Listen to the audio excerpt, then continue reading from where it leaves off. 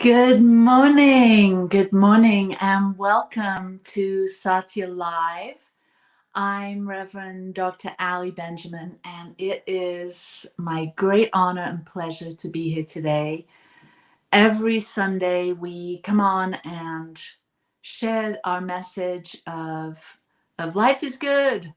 And here at the Satya Center, we are all about inspiring minds, healing hearts, and transforming lives. And so I'm so glad that you're here with me today, whether you're watching and joining in live on social media, or whether you're watching this as a replay. I'd like to welcome you and say that allow this to be a little bit of a spiritual tune-up, a tune-in, and thanks for being here today. So why don't we start with a little meditation? If you will, let's close the eyes and relax the body. And let's take in a deep breath and allow that breath to move in and down. And exhale as you feel that natural urge to exhale, and inhale and exhale. And as you bring all of your awareness into this moment, let's close the door to the past and close the door to the future for now. And bring your attention here, right where you are. There's nowhere else to be and nothing else to do other than simply accept the invitation that life is always presenting to simply be here, be present, be available, be open and receptive.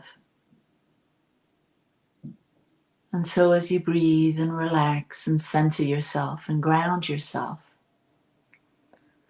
and give yourself a little gratitude for accepting this invitation to be here today. And open the eyes when you're ready. Wonderful. So today I am talking about growing through grief.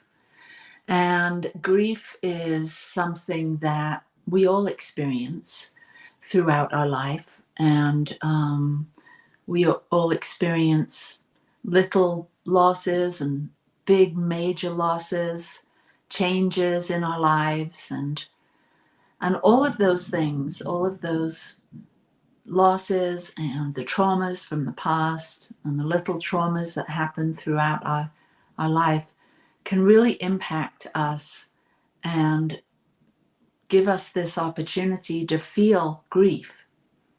And opportunity isn't, that might sound like it's a positive thing, and grief and opportunity or grief and positivity don't necessarily seem like they fit together. But what I want to share today, because my theme for this month of January 2024 is joy.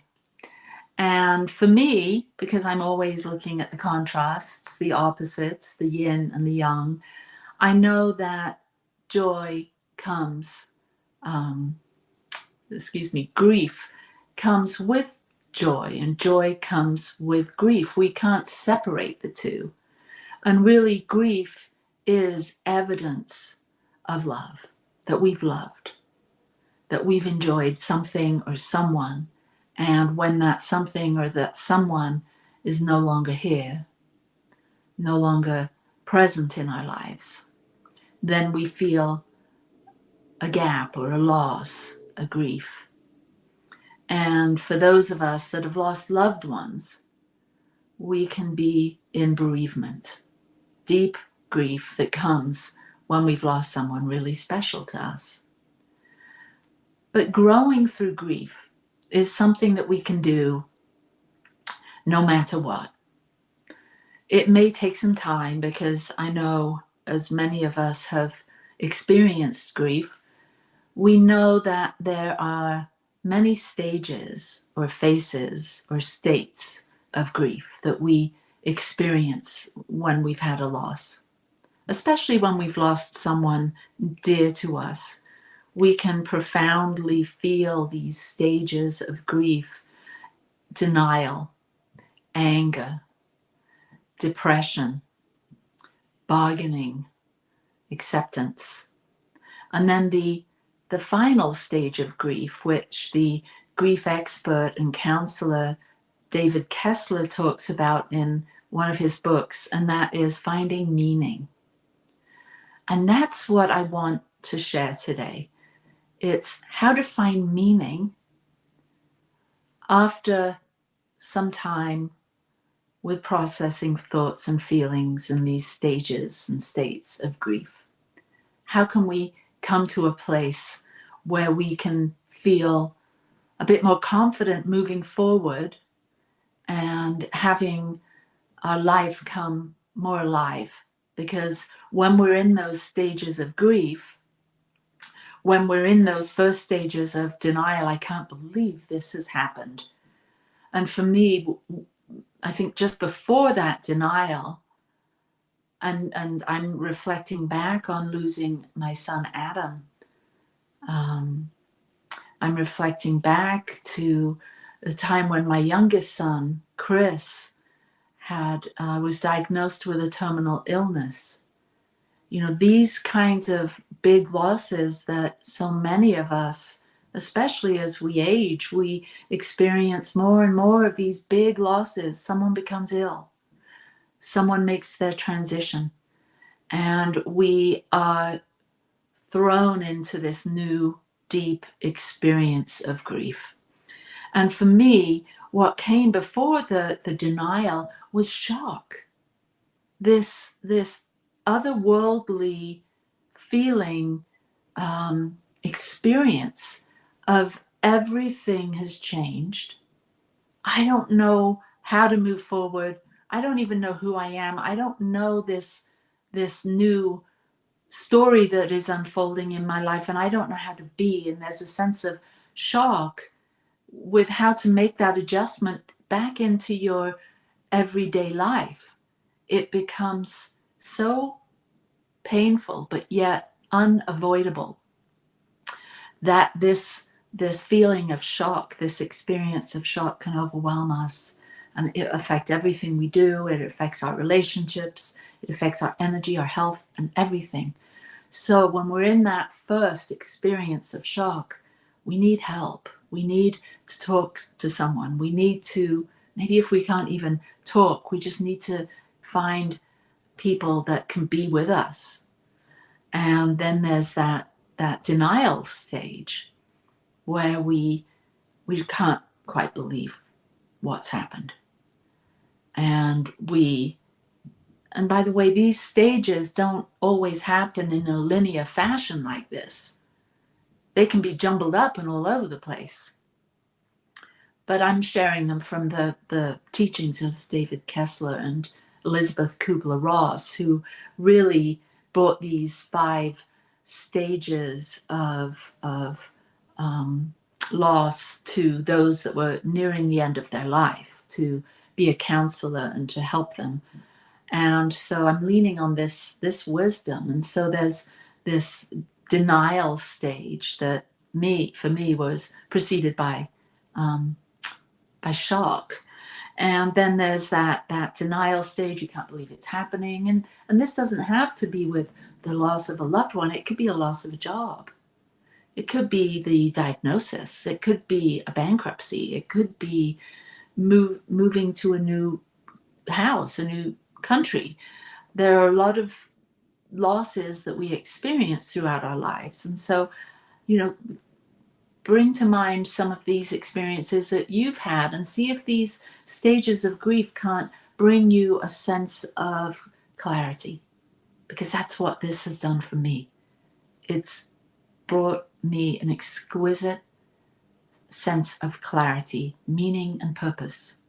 And so let's get back to these stages of grief. And so we've got denial, we've got anger, We can be extremely angry. I know for me, I wasn't angry when my children, when Adam left and when Chris became ill. I didn't access anger at all. I think for some of us, anger is so deeply suppressed, probably based on our childhood, our upbringing. We haven't ever been able to give ourselves access to anger. So for some of us, we may not experience anger. It may show up in a different form. And if you're struggling with any of this and you'd like support, just give me a call or email me, text me, and I'd love to be able to support you right where you are with any of this. And we've got practitioners, other people too, that can support you with your journey through grief and your growth through grief. And so we can get to this place of anger, or we may get to a deep state of depression. That's where I hung out. I hung out there for years. Adam's been gone now 5.5 years. And I feel like this last year, about the time he left, last July, shortly after that is when I started coming out of the deep depression that I had been in. That doesn't mean I wasn't functioning. I was, but many of us can go into that trauma response and end up being really busy or doing, and so it may not appear to others that we are experiencing grief or depression or sadness. We may be addicted to staying busy. We may be, doing all manner of things to avoid showing that we're grieving. And this may be subconscious. We may not even know that we're doing this, but we may keep people at a distance by being overly busy, by being addicted to certain behaviors or substances that keep us out of touch with our depression, our sadness. And again, if you're experiencing this, get some help. Find a grief counselor that can support you. There are wonderful books, like I've mentioned. David Kessler is a wonderful teacher. He's got courses online. He's got lots of books that can support you moving and growing through grief and finding meaning.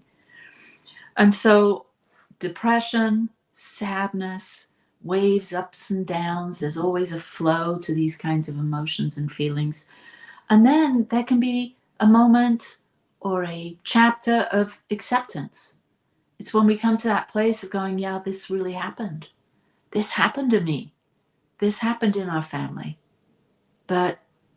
And within this acceptance, there's also a glimmer of hope. There's that, and if for those of you that are on a spiritual path, that have done your deep work, that have done some conscious grieving, really been able to find your feelings and give voice to the anxiety, to the sadness, to the depression, to the denial, to the shock. Allow those aspects of you, those parts of you, to speak to you, to have a conversation with them. So what does that look like, having a conversation with these parts of grief? It looks like this. Most of us, if you're watching this, I'm sure you understand what I'm talking about. Most of us have connection with this higher self, this soulful self. And so in a contemplative manner, you might want to bring that soulful self online, so to speak, and ask this part of you that's depressed, what do you need? What are you feeling? What can we do? How can we be together in this? And you may ask the other parts, the angry parts, I want to know what you're thinking. I want to know what you're feeling. And so it's like this soulful part of your personality and this angry part of your personality is welcome, is brought into a conversation that can bring forth some clarity, can bring forth some understanding, can bring forth some light. Because when we shine the light on those dark places, a lot is revealed. And so we can move through these stages. We can welcome these parts of us into this biggest conversation. And so here are some of the things that grief has taught me. And I hope this helps you. I found that grief can be really greedy. It can hijack your mind. It can tell you all kinds of negative stories and thoughts and beliefs. It can hijack your energy. It's greedy. That's what I found. And so I always take time now when I'm feeling that oppressive, dark kind of cloak of grief that can suddenly feel like it's overwhelming me. I just take some time to say, what is this? Is it true? Are these thoughts that I'm thinking about life and this loss and how that reflects on me? Any guilt or shame or blame that I may have? Is it true? And I can start to have a look at the validity of the thoughts that I'm thinking, the stories that I've wrapped around grief. And then grief isn't as greedy. Grief doesn't have the power. It's lost its clasp on me. And that heavy shawl or that heavy cloak of grief is then released for the time being, because it could come back. But if you do your work consciously, if you get the support you need, then that grief doesn't have to be so greedy that it consumes you altogether. Grief has taught me that it changes. It's not static. It moves and it flows, and it can sometimes be a really dark filter through which I see the world, but sometimes it's light. Sometimes it's even tinged with pink and rosy as I remember all the positive things, all the wonderful things, all the happy memories that I have about, especially with Adam being gone. I can remember, I can have clearer access to the joy he brought into my life. And so grief changes. Grief has taught me that I am stronger than I could have ever imagined. Grief has given me an opportunity to get really clear on who I'm going to be moving forward. Grief has taught me that Adam, although he made his transition, although his contract was up, so to speak, that his soul, it was time for him to leave.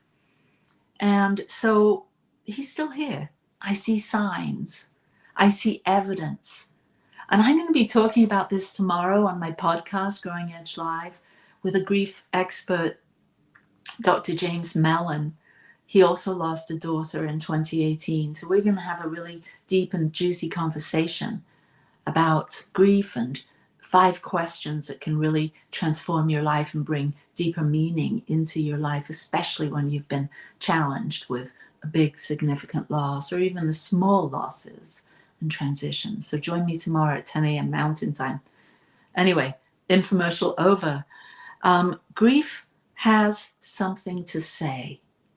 Like I said, invite grief in, have a conversation, listen to it, journal about it, talk to your friends about it, because sometimes it can be difficult to talk to friends. You have to find the right ones. Some people don't have a bandwidth for heavy emotions. Some people aren't comfortable sitting with someone else's pain and suffering. So we have to find those individuals that can hold space, where we can share our thoughts authentically, where we can be vulnerable, and we can have a conversation with someone that isn't going to just gloss over with positivity, that's going to try and change what you're saying or what you're feeling. Someone that can truly listen. And this is something that we develop as we learn about grief. We develop the capacity to be good listeners and hold the space for others that are dealing with those heavier emotions. So grief has something to say. And I think about, Adam when I'm thinking about what grief has to say and what Adam has to say to me and what your loved ones might want for you as you're grieving their loss, as you may be in bereavement. I think of this question: what does Adam want for me moving forward? Because I know that he wants me to go on living. Your loved ones want you to go on living. They want you to find meaning. They want you to turn on your love light and express it in the world, and find things that bring you joy. Grief wants that for us. Our loved ones want that for us. And grief taught me that you don't get over grief. You move forward with it. It is always going to be there, because our life experiences, our memories, especially those ones that hurt, those ones that sting, those ones that pinch, they come along with us, not to the degree that they were when they happened, but there's a depth and a richness that pain and loss and suffering can add to our lives. It can clarify for us what's really important. And so I think this is the biggest thing that grief has taught me. Grief has allowed me to see that I can actually grow. And especially over the last 9 months or so, I've really stepped into this greater sense of giving myself permission, being more willing and allowing of myself to find meaning, to continue living on Adam's legacy. I'm not willing to stay stuck, depressed, dim my light because of what happened 5.5 years ago. I have work to do. You have work to do. This is what we get to at some point in our grief journey. We get to a place where we have to find meaning. We don't want to waste our life. And we want to dig deep. And we want to be able to say to life, say to spirit, thank you for this life. Even though that from my limited human perspective, this loss feels overwhelming. Even though I don't fully understand it, because it doesn't seem fair and it doesn't seem right. I know that's just a little part of my personality that feels that way. That ego part of my personality that is struggling and suffering. And I want to honor that. I want to love that part of myself. But I know there's something inside me that knows the truth. There's something inside me. It's this higher expression. It's my essence. And it wants to live. It wants to thrive. It doesn't forget, because it knows that grief comes along. Memories come along.